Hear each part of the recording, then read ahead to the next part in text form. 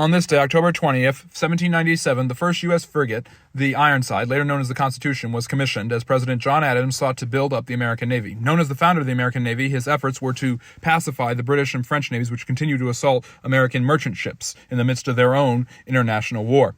Speaking of that international war, on this day in 1806, the Battle of Trafalgar, one of the most famous naval victories in history for the British, occurred when Napoleon, seeking to break the spirit of the British Navy, failed thanks to the efforts of Lord Nelson and the British fleet.